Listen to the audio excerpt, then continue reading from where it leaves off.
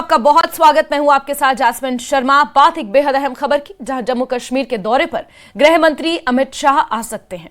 गृह मंत्री के दौरे को लेकर सुरक्षा कड़ी कर दी गई है। हर आने जाने वाली गाड़ियों की गहनता से तलाशी ली जा रही है। गृह मंत्री अमित शाह जम्मू कश्मीर के दौरे पर आने वाले हैं। सांबा को लेकर खबर है कि सांबा के दौरे में पर जा सकते हैं गृह मंत्री अमित शाह। इसको लेकर जम्मू कश्मीर में सुरक्षा व्यवस्था कड़ी कर दी गई है। चप्पे चप्पे पर नाके स्थापित कर हर आने जाने वाले की गहनता से जांच और छानबीन की जा रही है।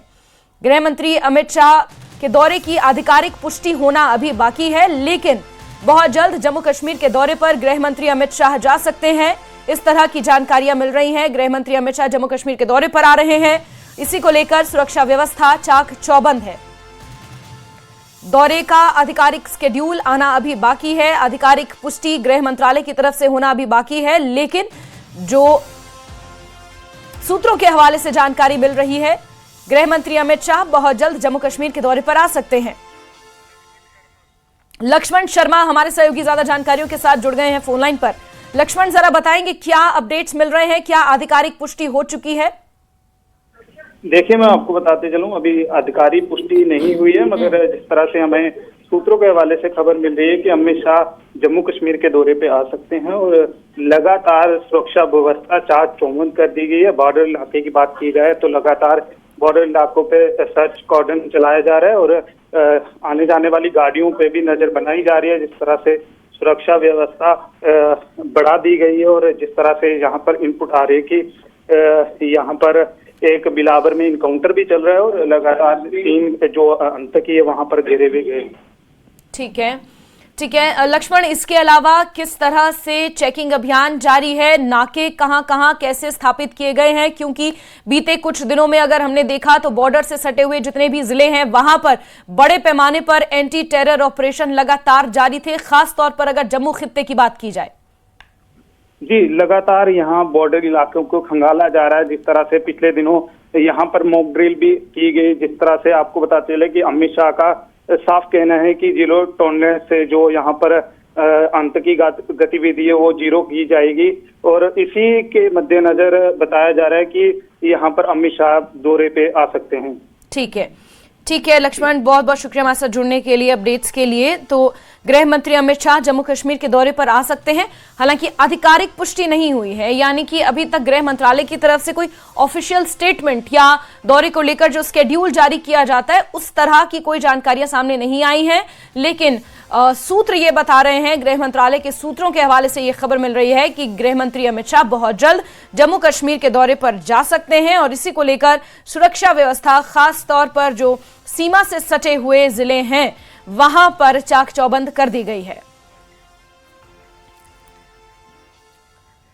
चलिए आगे बढ़ते हैं और कठुआ में आतंकी ठिकाने का पर्दाफाश हुआ है। बिलावर सेक्टर में आतंकी ठिकाने का खुलासा हुआ है। सर्च ऑपरेशन के दौरान आतंकी ठिकाना मिला है। बिलावर सेक्टर में ही आतंकवादियों की धरपकड़ के लिए बड़े पैमाने पर ये मुठभेड़ भी शुरू हुई।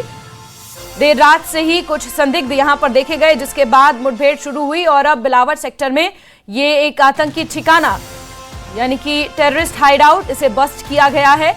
बिलावर सेक्टर में आतंकी ठिकाने का ये भांडाफोड़ हुआ है। सर्च ऑपरेशन के दौरान ये आतंकी ठिकाना मिला है। एक्सक्लूसिव तस्वीरें न्यूज 18 आपको ये दिखा रहा है। बिलावर सेक्टर में आतंकी ठिकाने का खुलासा हुआ है।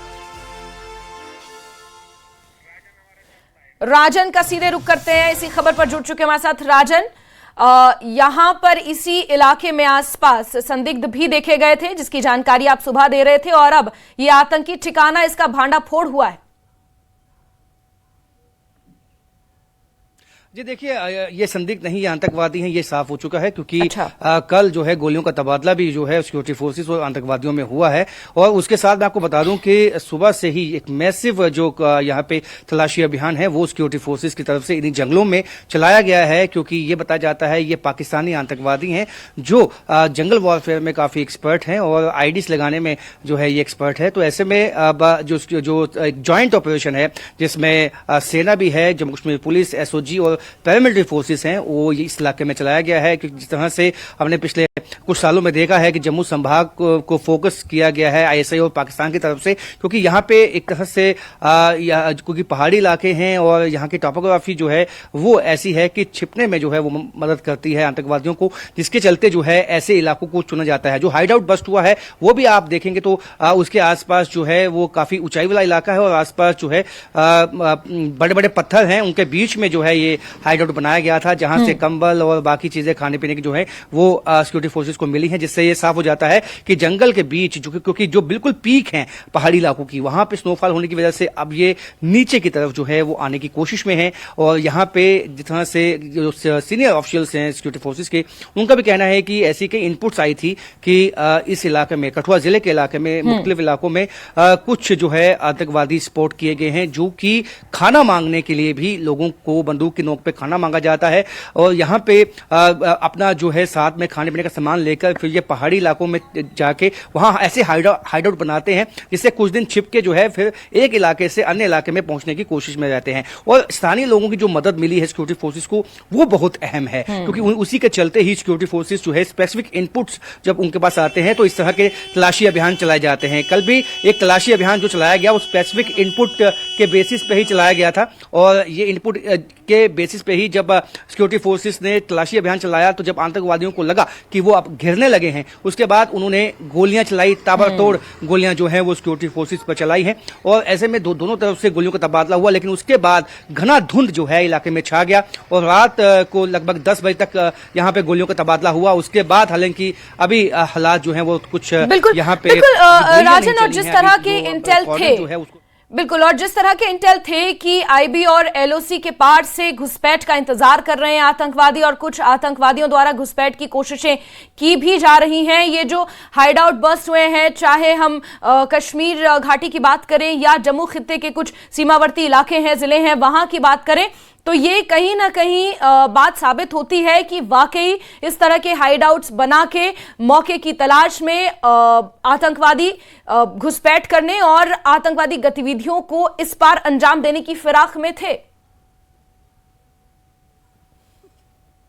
बिल्कुल, आपने देखिए यदि हम पिछले 2-3 साल का मॉडस ऑपरेंडी देखें पाकिस्तान और आईएसआई का, तो वो घात लगा के हमला करते हैं सेना के कन्वॉय पे, यानी कि मौका देख के जो है वो अटैक करते हैं। तो ऐसे में ये लोग इन पहाड़ियों में छिप के बैठ जाते हैं और जब इनको आईएसआई की तरफ से निर्देश आते हैं और फिर ओजीडब्ल्यू जो इनके लोकल होते हैं, जो इनकी मदद करते हैं, खाने पीने की चीजें इन तक पहुंचाते हैं, उनकी मदद से ये जो है फिर रैकी करते हैं। रैकी के बाद जो है अपना प्लान अटैक करते हैं। तो यहाँ भी इस तरह की सूचना है, सूत्रों की माने तो यहाँ भी एक बड़े प्लानिंग थी इनकी कि यहाँ पे एक बड़ा जो है अटैक जो 26 जनवरी से पहले किया जाए। और इस वक्त जो है जम्मू कश्मीर में सिक्योरिटी वाकई ही एक चिंता का सबब बनी हुई है, क्योंकि इस तरह के इनपुट्स हैं, समूचे जम्मू कश्मीर में इस वक्त हाई अलर्ट है। और पाकिस्तान घुसपैठ के साथ साथ क्योंकि जो उनके लॉन्चिंग पैड्स हैं वहां वापस जो है आतंकवादी, जो ट्रेंड आतंकवादी हैं, वो एक्टिव हो चुके हैं। वहां से पाकिस्तानी सेना और उनके रेंजर्स की मदद से घुसपैठ करने की कोशिश में लगे हुए हैं, चाहे वो आईबी का इलाका हो, चाहे वो एलओसी का इलाका हो। लेकिन यहाँ सिक्योरिटी फोर्सेस जो है प्रोएक्टिव अप्रोच जो है वो अपनाए हुए हैं और ढूंढ निकाल के आतंकवादियों को जल्द से जल्द निपटाने की कोशिश में है इस सिक्योरिटी फोर्सेस। बिल्कुल राजन, इसमें कोई दो राय नहीं है, चाहे आम जनता हो या सिक्योरिटी फोर्सेस हो, खुफिया एजेंसियां हो, हर कोई मिलकर आतंकवादियों के सफाई के लिए यहां पर डटा हुआ है। और राजन, आप नजर बना के रखें, बहुत शुक्रिया जुड़ने के लिए हमारे साथ तमाम अपडेट्स के लिए। कठुआ में मुठभेड़ के बाद अब सर्च ऑपरेशन बड़े पैमाने पर शुरू कर दिया गया है। कोहाग गांव में सुरक्षा बलों का बड़ा सर्च ऑपरेशन देखने को मिल रहा है। जंगलों में छिपे आतंकियों की तलाश अभी भी जारी है। कल शाम से ही पूरे इलाके को सील कर दिया गया है। सेना और आतंकियों की मुठभेड़ के बाद यह सर्च ऑपरेशन बड़े पैमाने पर चलाया गया है। कठुआ क्योंकि इंटरनेशनल बॉर्डर के बेहद करीब है, ऐसे में इस इलाके की टोपोग्राफी का फायदा उठाकर, घने जंगलों का फायदा उठाकर आतंकवादी घुसपैठ करने की फिराक में है। इस तरह के इंटेल्स थे, जिसके बाद 3 आतंकवादियों को देखा गया। पूरे इलाके में बड़े पैमाने पर सर्च ऑपरेशन चलाया गया है। उससे पहले देर रात गोलियों का तबादला दोनों तरफ से हुआ। आतंकवादियों की आमद इस इलाके में है और इसी के मद्देनजर इस पूरे इलाके को कॉर्डन किया गया है। सुरक्षा बलों की तरफ से बड़ा सर्च ऑपरेशन यहां पर जारी है। जंगलों में छिपे आतंकियों की तलाश जारी है। कल शाम से ही पूरे इलाके को कॉर्डन किया गया है। कॉर्डन एंड सर्च ऑपरेशन यहां पर जारी है। सेना और आतंकवादियों की मुठभेड़ के बाद बड़े पैमाने पर सर्च ऑपरेशन चलाया जा रहा है।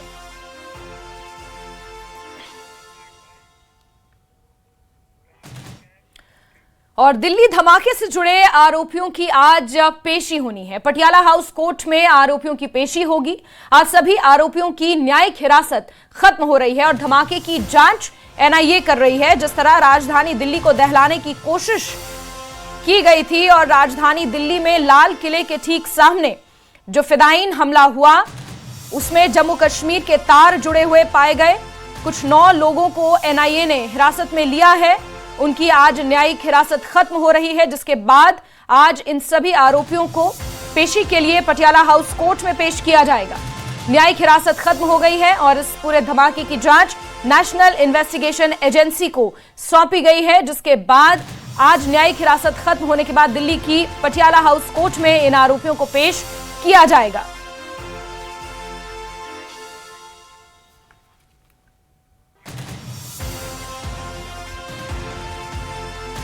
और पहलगाम आतंकी हमले के बाद भारत के ऑपरेशन सिंदूर से पाकिस्तान डर गया था। उसने जंग रोकने के लिए अमेरिका में अपने डिप्लोमेट के जरिए लॉबिंग की थी। बीजेपी नेता अमित मालवीय ने अपने पोस्ट में अमेरिका के फॉरेन एजेंट्स रजिस्ट्रेशन एक्ट यानी FARA के सार्वजनिक हुए दस्तावेजों का जिक्र किया। उन्होंने लिखा कि पाकिस्तान के समर्थकों के लिए ये बुरी खबर है। FARA के मुताबिक पिछले साल अप्रैल में भारत के चलाए ऑपरेशन सिंदूर से पाकिस्तान डर गया था और जंग रोकने के लिए पाकिस्तान ने उससे अमेरिका में शीर्ष प्रशासनिक अधिकारियों, सांसदों, पेंटागन और विदेश विभाग के अफसरों के साथ करीब 60 बार संपर्क साधा था। पाकिस्तानी राजनयिकों ने ईमेल, फोन कॉल्स, 1-to-1 बैठकों के जरिए अप्रैल अंत से लेकर 4 दिन के ऑपरेशन सिंदूर के बाद तक संघर्ष विराम के लिए बैठकें जारी रखी थी। पाकिस्तान किसी भी तरह से भारत पर अमेरिका का दबाव बनाकर युद्ध रुकवाना चाहता था। उसने ट्रंप प्रशासन तक तेजी से पहुंच बनाने, व्यापार और कूटनीतिक फैसलों को प्रभावित करने के लिए 6 लॉबिंग फॉर्मों पर करीब 45 करोड़ खर्च किए थे। अब भारत में उन सभी लोगों की पहचान की जानी चाहिए जिन्होंने भारतीय सशस्त्र बलों, प्रधानमंत्री मोदी पर शक किया था। ऐसे लोगों को बेनकाब किया जाना चाहिए। दरअसल 22 अप्रैल को पहलगाम आतंकी हमले के बाद भारत ने पाकिस्तान और POK में आतंकी ठिकानों को निशाना बनाते हुए 6 और 7 मई की रात के दरमियान ऑपरेशन सिंदूर चलाया था, जिसमें 9 आतंकी ठिकानों को नेस्तनाबूद किया था। 4 पंजाब प्रांत में और 5 POJK में आतंकी ठिकाने, जहां से आतंकवादियों को प्रशिक्षण, आतंकवादियों को लॉजिस्टिक सपोर्ट, ये तमाम चीजें दी जा रही थी। उन आतंकवादी ठिकानों को भारत ने ऑपरेशन सिंदूर के दौरान नेस्तानाबूद किया था। उसके बाद सीमा पर जो तनाव बढ़ा, भारत ने ऑपरेशन सिंदूर जारी रखते हुए पाकिस्तान को मुंहतोड़ जवाब दिया, जिसके चलते पाकिस्तान गहरे दबाव में आया और अमेरिका के जरिए भारत पर दबाव बनाने की पाकिस्तान ने कोशिश की। अब ये FARA की रिपोर्ट से जाहिर हुआ है।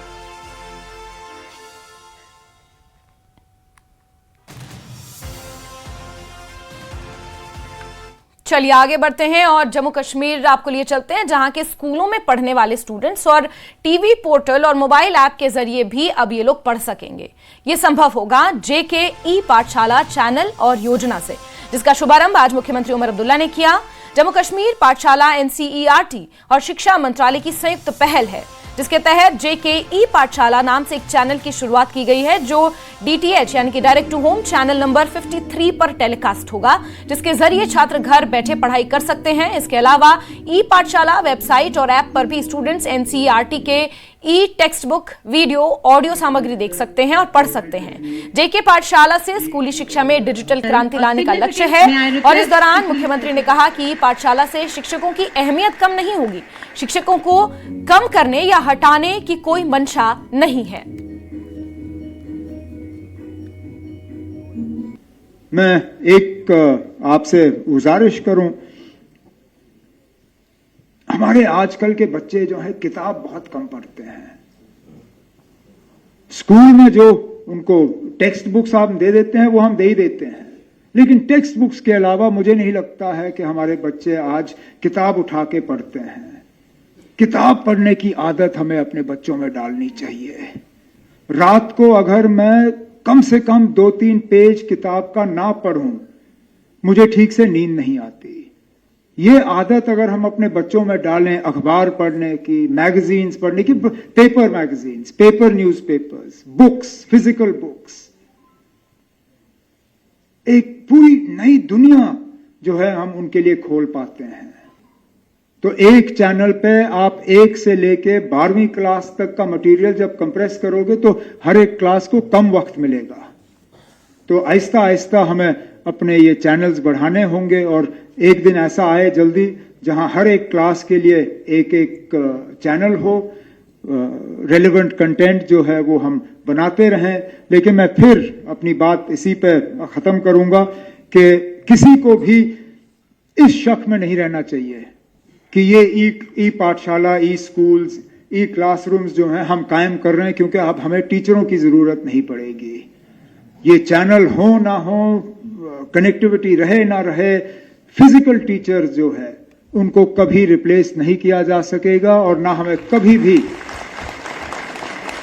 इनको रिप्लेस करने का इरादा है। इस उम्मीद के साथ कि आप भी जम्मू कश्मीर और हमारे बच्चों के मुस्तकबिल को बेहतर करने में जो आप एक नुमाया रोल अदा कर रहे हैं उसको आप और मेहनत और लगन से करेंगे। और खबरों का सिलसिला